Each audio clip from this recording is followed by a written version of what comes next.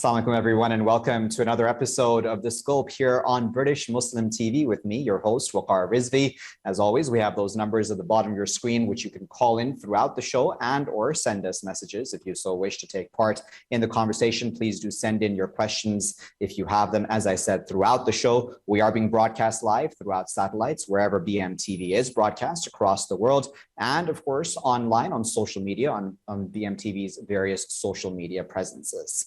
Now, today we are going to be discussing, as many of you know through our poster about this show, the 27th anniversary of the Srebrenica massacre. Now, 27 years ago, the UN safe zone of Srebrenica, in that safe zone, 9,000 Muslim men and boys were massacred by Serb forces, even though they were meant to be obviously safe within that area through the United Nations protection. Now, though some now in the international community do commemorate this as a genocide, at that time, the world largely and arguably stood silent really as the slaughter occurred. And even in the short and midterm aftermath, there was fairly muted response in some regards, or in some quarters, I should say.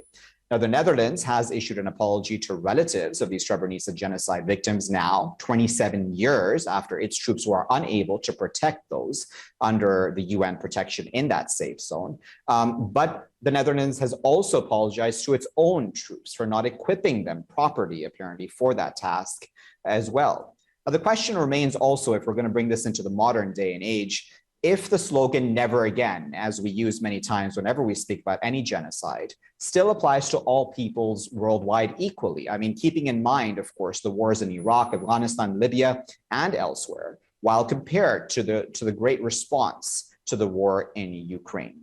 Now, I know I've gotten through a lot, but I'm very, very happy to be joined by two Bosnian genocide survivors, and we're very honored for their time today. We're joined by a professor at Columbia University and author of The Cat I Never Named, Dr. Amra Sabic-El-Rayess, and we're also joined by chair of the Bosnian Genocide Educational Trust and researcher at the University of Newcastle, Mr. Smajo Beso.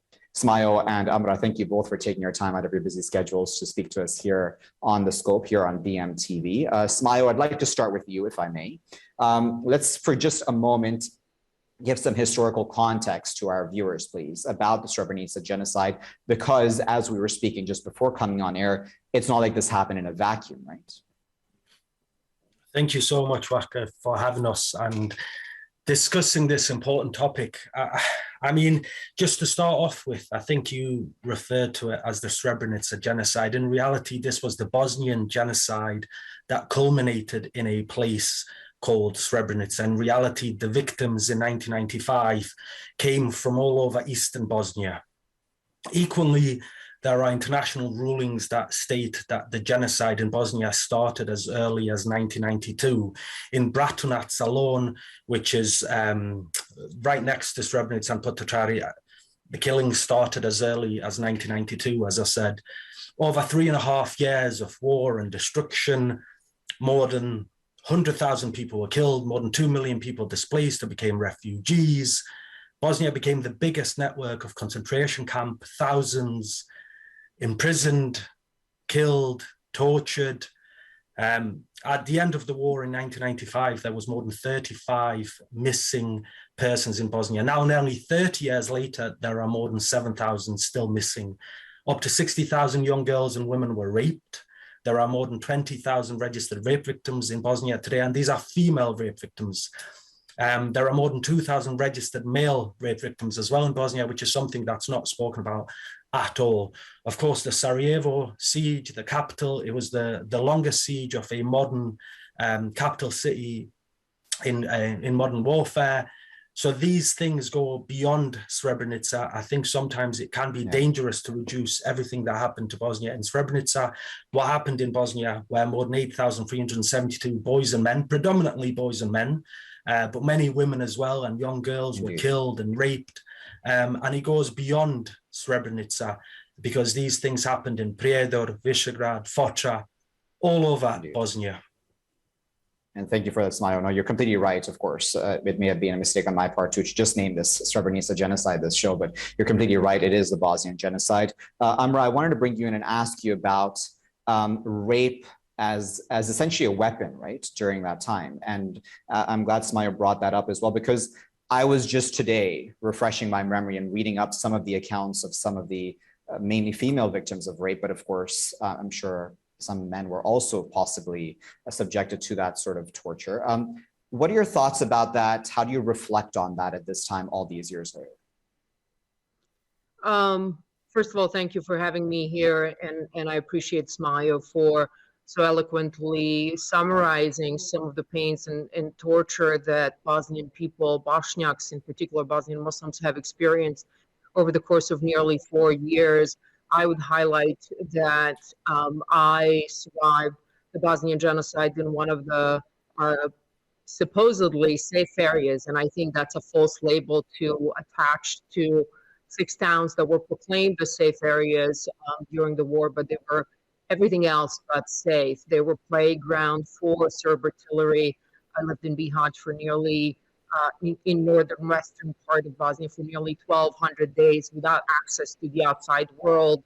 We couldn't communicate what was being done to all of us and the kind of loss that we had experienced. And touching upon sexual violence as a tool of genocide, I think that highlights the level and the extent of destruction that Serb forces, supported by Serbia and Bosnian Serb forces, wanted to inflict on Bosniaks as an ethnic group.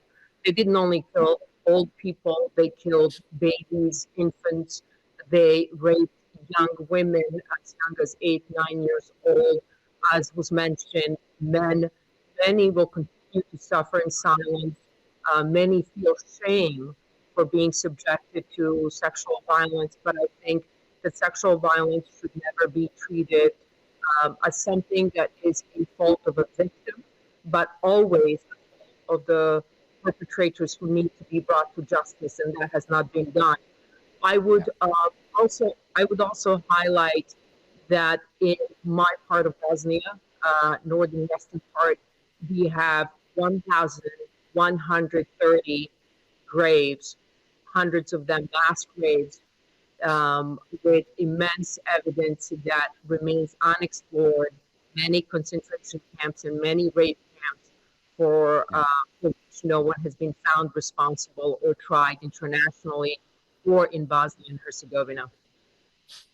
Let's talk about the international community then, Smajo, if we may, and the response at that time, right? So now we have, as I mentioned in my introduction, the Dutch coming out and apologizing to the relatives of the victims of the Srebrenica genocide, because they were meant to be, their troops were meant to be the ones, protecting people who came into that safe zone. What do you make of apologies that come this late in the game?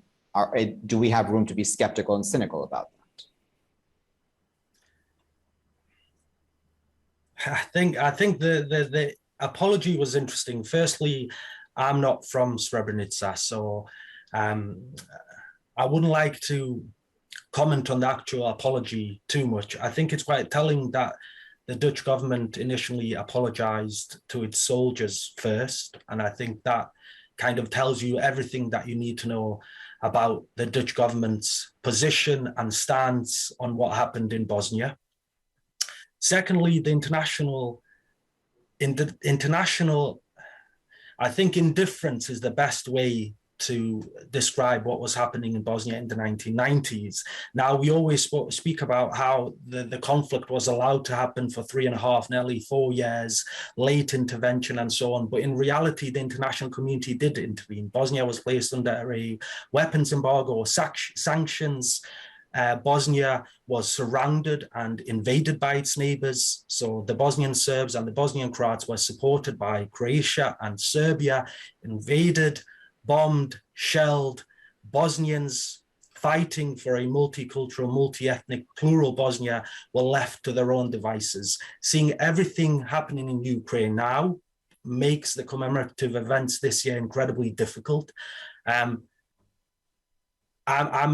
amazed by the support that Ukraine has received from the international community, and it's amazing to see, but it does make me think how things would have been very different if Bosnia had half of that support or a fraction of that support that Ukraine is seeing now. And as I said, rightly so, Ukraine should be supported because we're seeing similar things happening in Ukraine, thousands being killed, cities being leveled.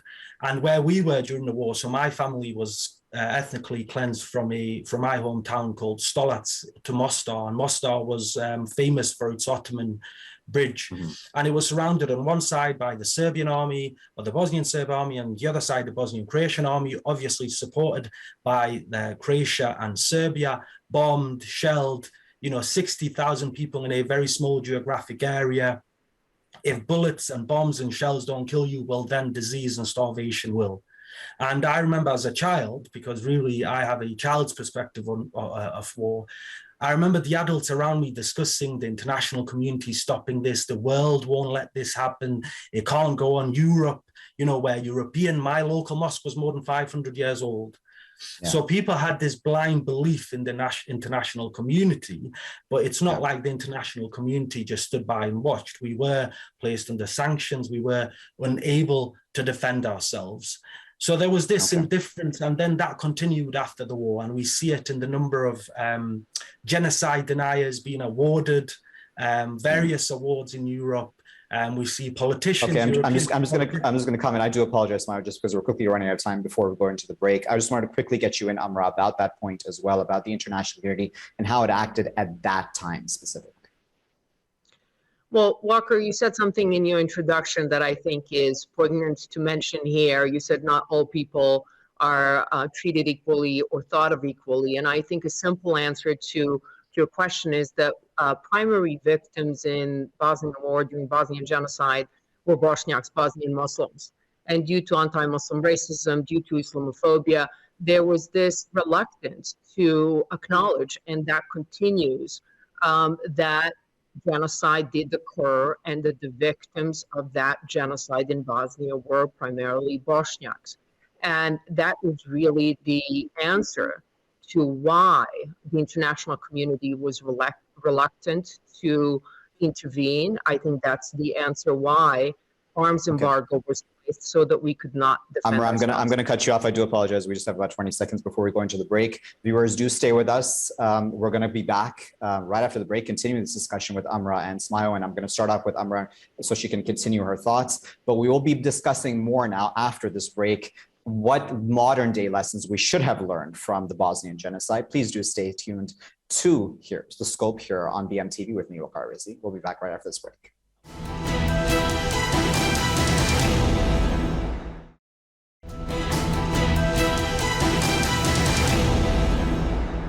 Welcome back, everyone, here on BMTV with me, Waqar Rizvi, for the show The Scope. And we're continuing the discussion, of course, on the 27th anniversary of the Srebrenica, I should say more correctly, Bosnian genocide, of course. And before going into the break, Amra, we were discussing there with you about the international community's response at that time. And I also wanted to then, if you allow me, bring in more of just the modern moral grandstanding that a lot of those countries, which at that time at least didn't stand up with the Bosniaks, are now making, right? So we have a lot of grand statements that come out every year around this time by a lot of political leaders around the world, again, from countries that didn't at that time at least make the right decisions. What do you make of that? I mean, I don't want to sound like I'm completely cynical and completely erasing the fact that at least they're recognizing that something happened, but do you think that that's sort of just politically, convenient now?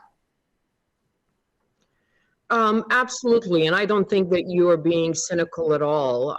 I do credit the international community for finally intervening. I probably wouldn't have survived the war if that had not happened, given that I spent those nearly 1,200 days in besieged Bihać, which was besieged both from Serb forces that occupied parts of Croatia and then Serb forces that were occupying most of northwestern Bosnia. But I want to highlight something for your viewers, that there are probably in that narrative of great humanitarian intervention that the U.S. often claims to be a major success amongst its many military interventions.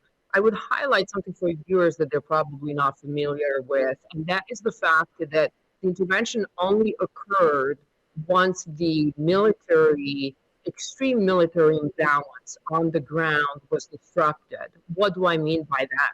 Serb forces very quickly occupied, ethnically cleansed, and committed genocide throughout the territory of Bosnia and Herzegovina because they had the support of Serbia. It was Serbia that envisioned this idea of Greater Serbia, including their Academy of Arts and Sciences years prior to the war. So this idea of Greater Serbia was supported by what once was called Yugoslav National Army, which was controlled by Serbian Serb forces.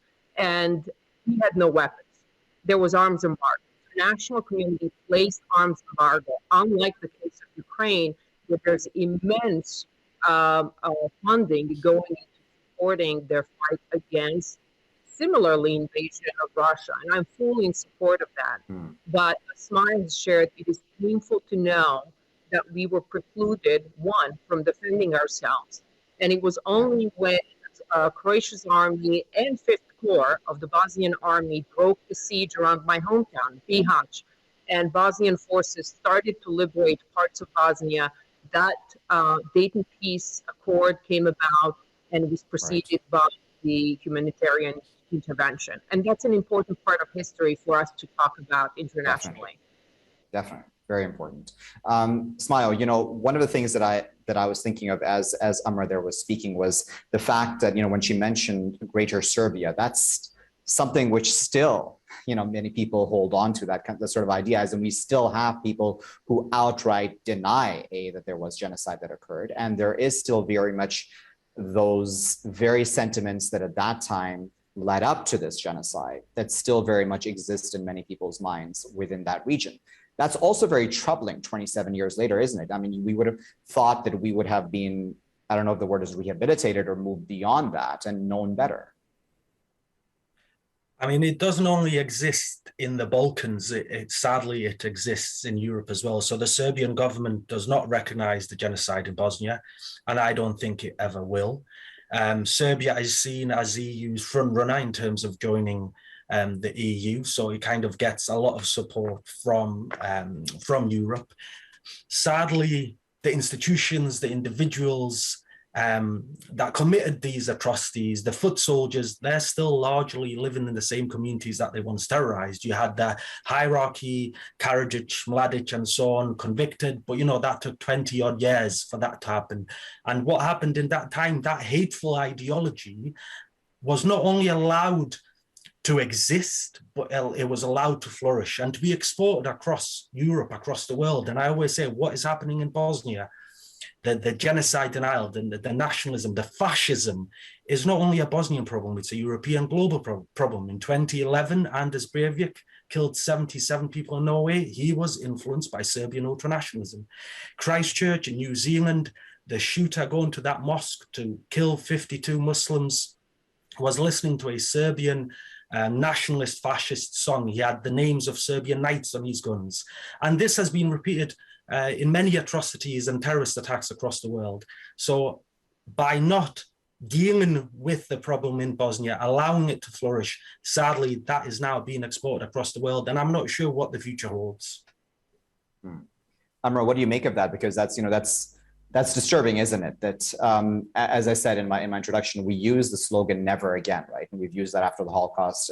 People even use it after the Bosnian genocide and say it should never occur again. Nothing like that should occur again. But is that sort of just stuck in rhetoric, do you think? Do you think that the world didn't actually learn the lessons and we're not actually ensuring that this does not happen again?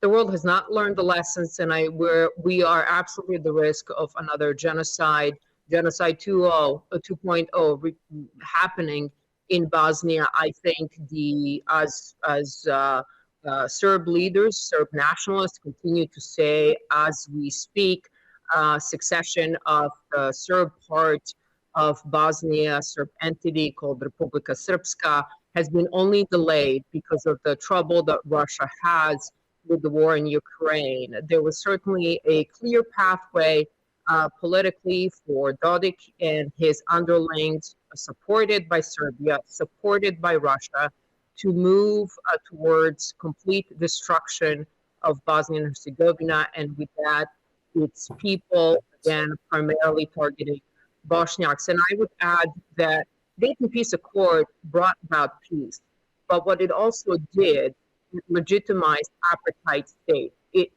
legitimized what would never be legitimized in any other modern, prosperous, democratic, certainly not a European nation, by European leaders or Western leaders, that it was acceptable in Bosnia and Herzegovina to divide the country across the military lines and legitimize the genocide that transpired.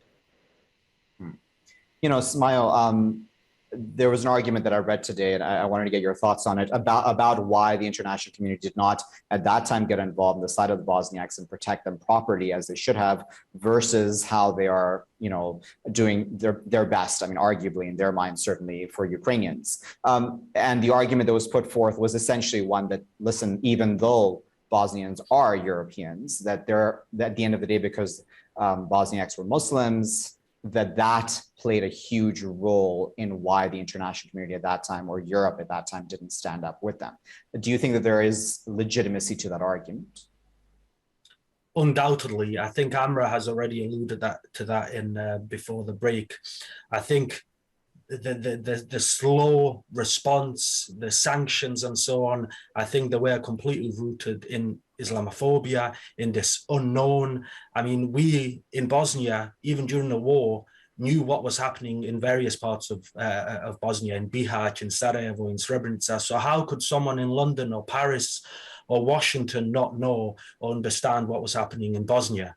And as Amra already said, it was only when that shift happened, when the Bosnian army started getting weapons somehow, that then the international community decided to act. I mean, if we use the UK as an example, and the UK has done incredible work to remember and learn from what happened in Bosnia, but we had John Major and Douglas Hurd and various people in the government at the time openly saying that we mustn't take in Bosnian refugees as a way of putting pressure on the Bosnian government. There was European politicians, and Bill Clinton writes about this in his memoirs, that said what was happening in Bosnia was nothing but a painful and realistic restoration of a Christian Europe. So sadly, that statement is definitely correct.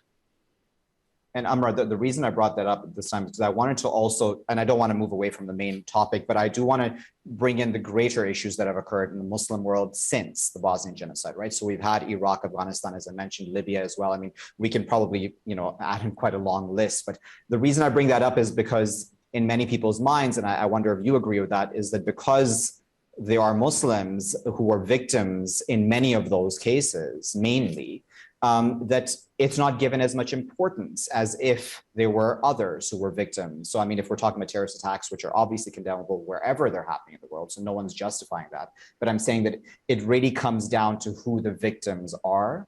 And if they are Muslim, then many times they will not get the same respect or support, I should say instead.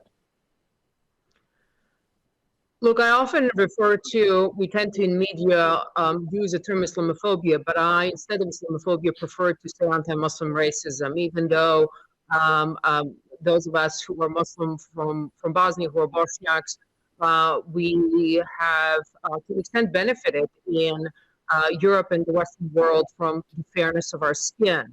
But think about Syrian refugees, Afghan refugees. Were they welcome to Europe? Were they welcome to the United States? The policies, the Muslim ban that was placed with the prior administration continues to live legally in the United States in a modified form.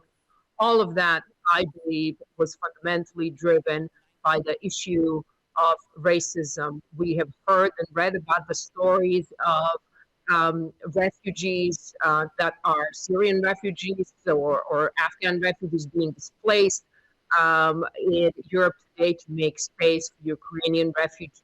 We, of course, in Bosnia feel pain for every death and every persecution of an individual based on their identity, including, of course, the tragedy in Ukraine. But it is painful to see this differential treatment based on the skin color, based on ethnicity or religious background. Indeed. Unfortunately, we'll have to leave there as a final point, but I really, really appreciate both Amra and Smajo for taking their time out. I know that we only really touched the tip of the iceberg when it comes to this issue, and there's a lot of layers to this which are really important to discuss. So I will try to have both of you back on for a rerun of this and to have a more in-depth discussion as well. But I appreciate both of your time today. And of course, viewers for watching as well.